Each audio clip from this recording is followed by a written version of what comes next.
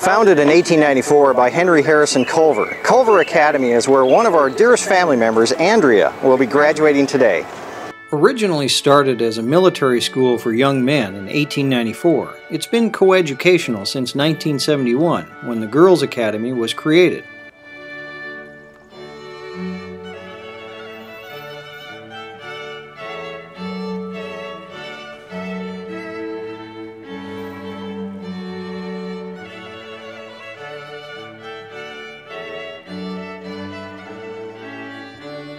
Culver Academies is actually several schools in one: a military academy, a girls' academy, and a summer school. Located on the shores of Lake Maxinkuckee, the Culver Academy campus footprint is nearly as large as the lake itself, spread over 1,700 acres.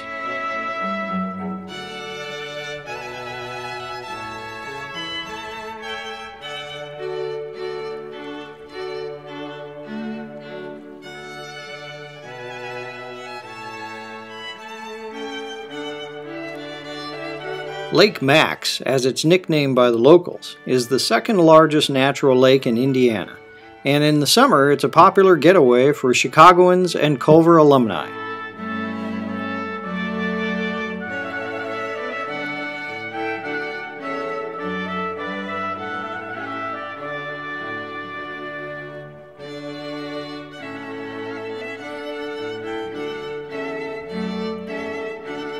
With only a portion of the campus devoted to the academy, much of Culver is spread out over the hillsides and through the trees of the outlying countryside, providing fields for the largest herd of horses in the nation, the Black Horse Troop, summer camp, and other outdoor activities.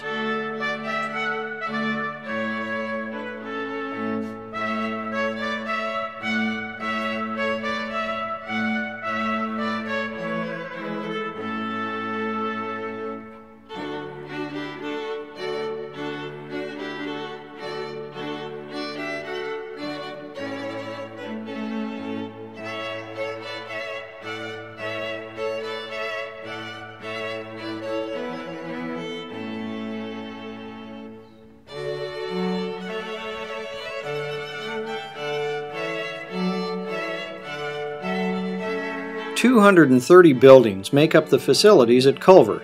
Steeped in history and tradition, the unique Gothic architecture of the buildings emphasize Culver's collegiate ambience.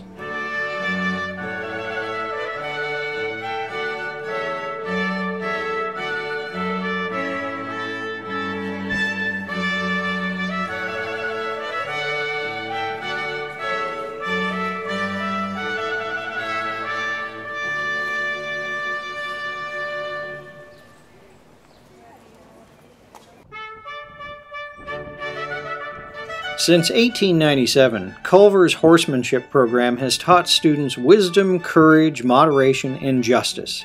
Culver students rode for the first time in a presidential inaugural parade in 1913, and they've participated in 16 others, including George W. Bush's and Barack Obama's.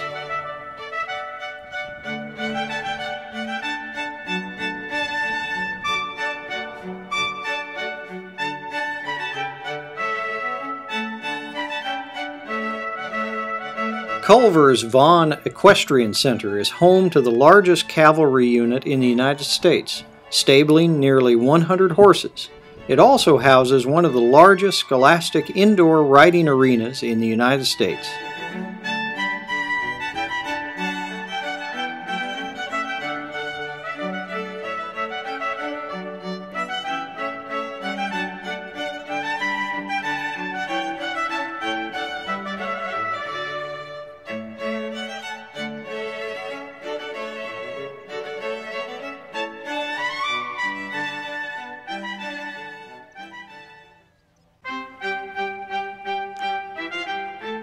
The Memorial Chapel is a tribute to the 6,500 Culver men who served in the armed forces from 1941 to 1945.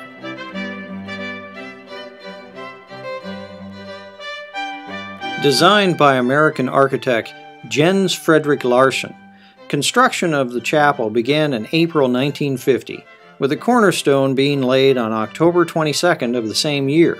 and the formal dedication on October 21st, 1951.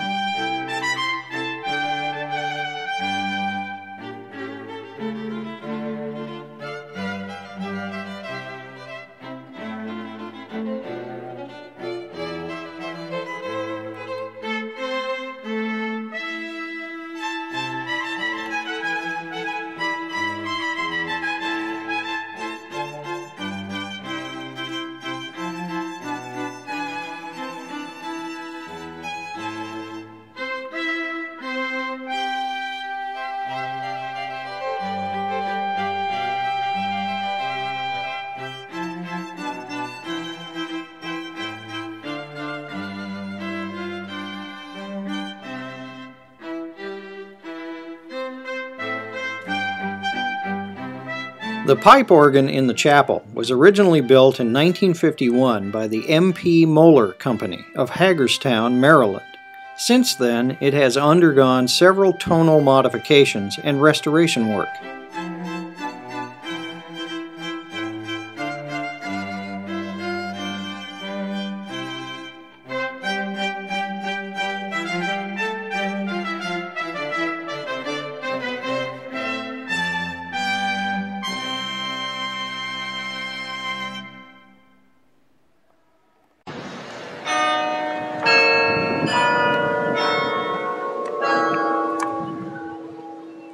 The carillon in the tower of the chapel consists of 51 bells, ranging in weight from 11.5 pounds to 6,459 pounds.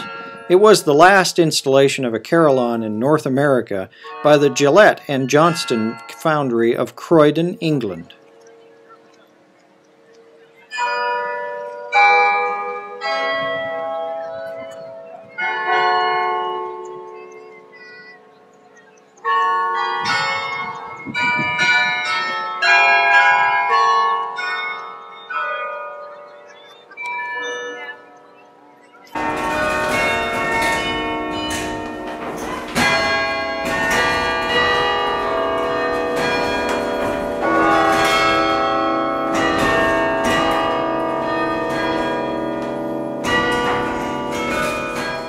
The artist playing the carillon is John Gowans, who joined the faculty of Culver Academies in the fall of 1980.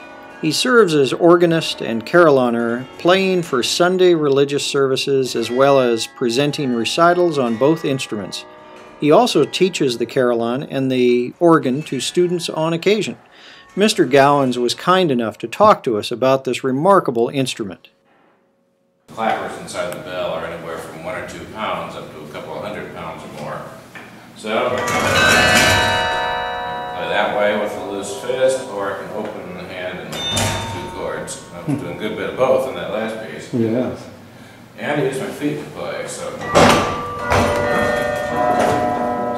have a choice in the bottom 2 octaves.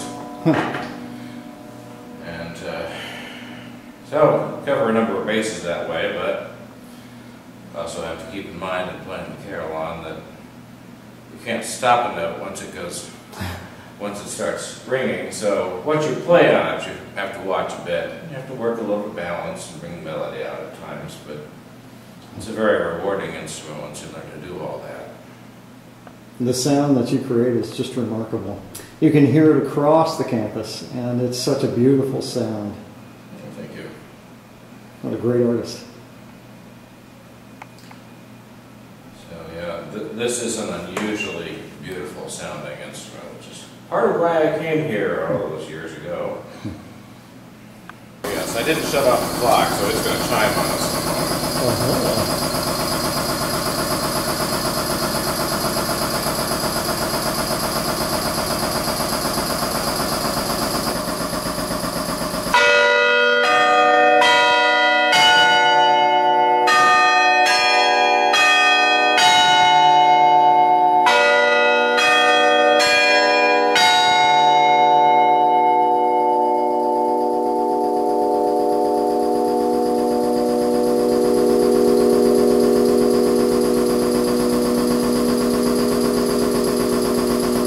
Press the key, I close the wire, moving the arm. That turns the bar that it's attached to, and farther down on that bar is another arm wired to the clapper. Oh, I see. So mechanically it's pretty simple, but what I do with the key, any speeding up, slowing down, jarring it suddenly, all of that is transmitted to the clapper. Right there.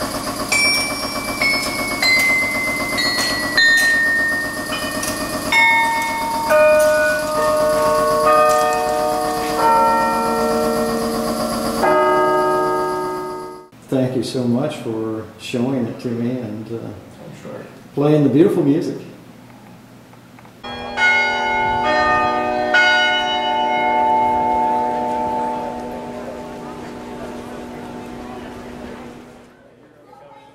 We gather in the courtyard for the graduation ceremonies.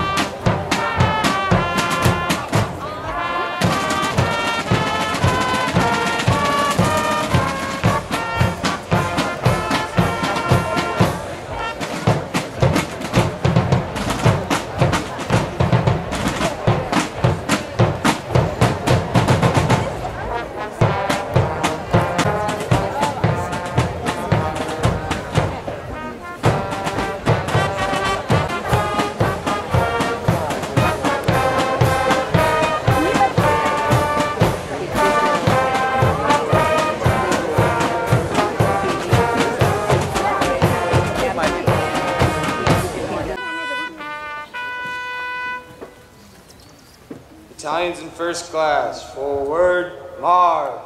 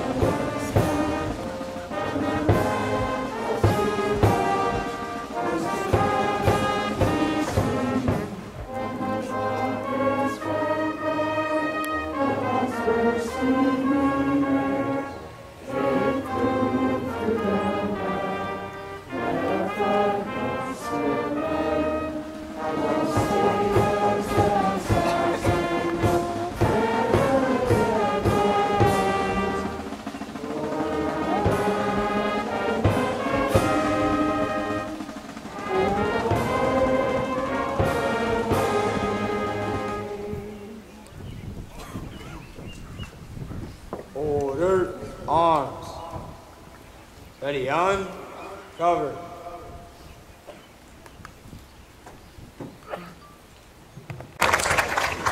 Andrea Marie Lynn, honors in science, cum laude. Notice that Andrea signs a registry. The registry is a book that senior girls sign during the graduation ceremony and provides a historical record of the order in which the girls graduated.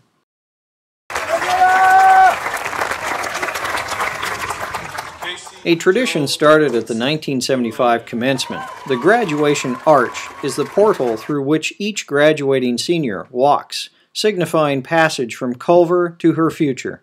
On the other side, she's greeted by the Legion president, who welcomes her to the Alumni Association.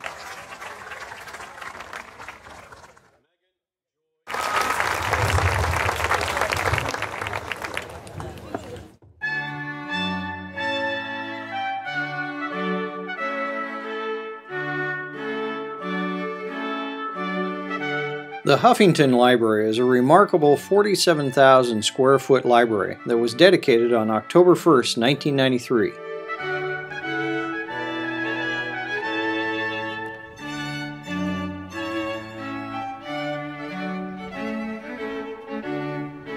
Michael Huffington, a graduate of Culver in 1965, and his family provided much of the funding to begin construction of the library.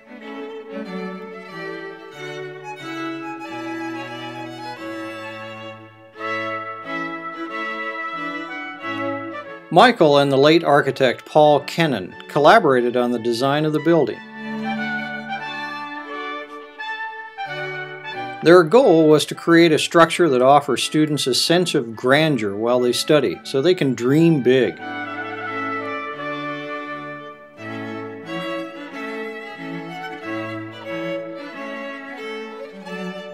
The building provides a southern terminus to the academic quadrangle, while affording library patrons a scholarly atmosphere and idyllic view of Lake Max.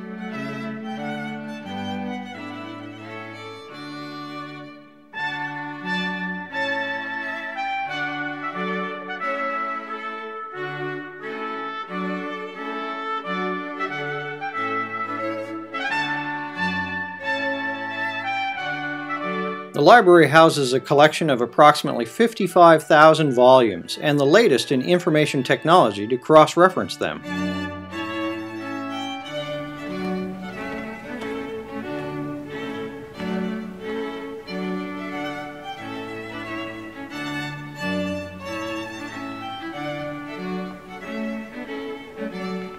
A section of the library features published books by Culver alumni.